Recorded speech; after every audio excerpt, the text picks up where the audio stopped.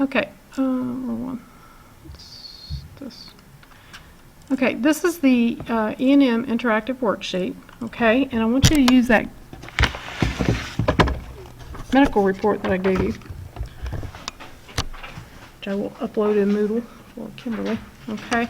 Now, in this case, since we are not doing actual patients, and I wouldn't probably put real patient information in this anyway, because that's a HIPAA violation, so we're going to skip that first part there where it says patients, okay.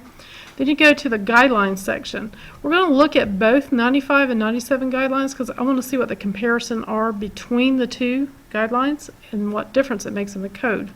Okay. You can also select 97 or 95. Either one will work. Okay, now looking at this patient, okay, this patient was seen in December. What does that tell you? Is this patient new or established?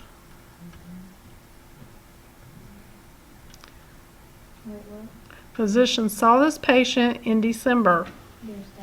Yeah, this is an established patient. Okay, so under office or other outpatient services, this is outpatient, we select established.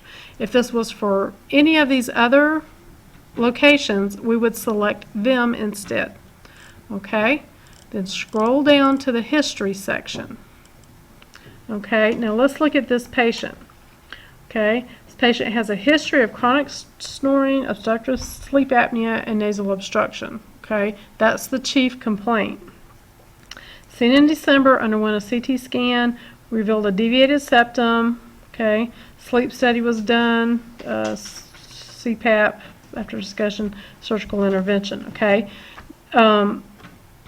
let's put, since he didn't really go into it, let's put that he asked about the quality of the problem. Now, what's really cool is when you're doing this and you hover your mouse pointer over one of the things, it tells you, gives you information about that particular topic, okay? So for quality, it's the description of the type of pain or the problem, okay?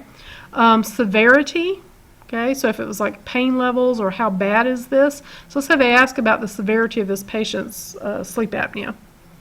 Okay, duration, how long has this been going on? Let's click on that one too. Okay, in what context is this going on? Okay, when the patient's sleeping. What modifies this? Well, it's better if I sleep on my side, okay, or sleep with the head of the bed elevated. Okay, then the review of systems. Remember, that's the patient giving this information to the physician. So he asked about the constitutional. Constitutional includes fever, fatigue, weight loss, the overall physical condition. Let's put that they did the constitutional. Okay, let's go and put that they checked the patient's heart because sleep apnea can actually interfere with your heart. They checked the patient's ear, nose, and throat because they wanted to see if there was like a lot of tissue in there that might be blocking. They checked the patient's respiration because they wanted to make sure that there's no breathing problems, and there is. So the doctor's asking the patient about their constitutional symptoms, ear, nose, and throat symptoms. Do you have any palpitations? Do you have problems breathing? Okay, that pretty much would be mostly what we're asking, but it also has down here that this patient has no allergies, so they ask about allergies too. So let's click allergies. Okay, now what PFSH was asked about?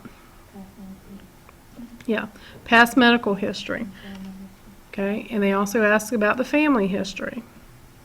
Okay, they ask about anything else. Yeah, what parts of social history? Habits. Okay, y'all see that? Okay, so now we have down here, it's got history level based on 97 guidelines is detailed. See it where it says it right there. Okay, then we scroll down to the examination. Okay, the physical examination starts about halfway down that page. It says it's a general physical examination. Okay, so he's looking at the constitutional. Okay, and let's say that they've already checked the temperature, pulse, respiration, and all that. He looks at the patient's head. Okay, head is included in the body areas over here. Checks the eyes, under organ systems. checks the ear, nose, and throat.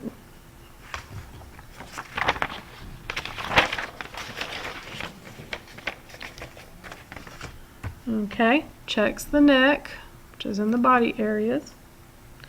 Checks the chest. Okay, looks at the cardiovascular. Looks at the abdomen. Okay, and is that all that we have there? Okay, so we have 4 body areas and 4 total organ systems. Now this is the part that I have to pick with this particular software, is that it doesn't give you which one it is. Okay, so that's where that other page that I gave you comes in handy. If I can find it, where to put it. Okay, this page right here. Okay, so look back under exam. Okay, and we're doing the single organ examination type is 4, total body organ systems is 4. Under systems, okay, look at on the 97 guidelines where it says for 2 or more systems. He looked at 4 systems, okay. The next one is 9 or more systems. He didn't look at 9 systems. He looked at 4 body systems, all right. So that would be which level for 2 or more body systems? Detailed. Okay, so let's click on detail. And if you actually hover over the detail, it tells you how many of these areas.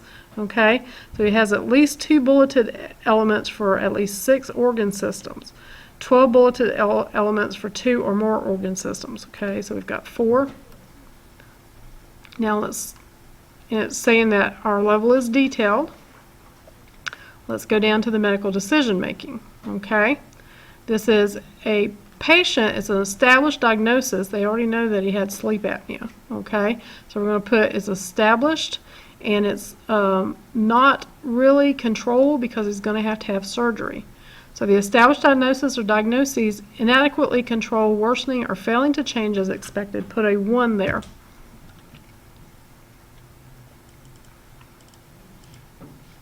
Okay, now at this encounter, he's already discussed this with the physician who interpreted the diagnostic test.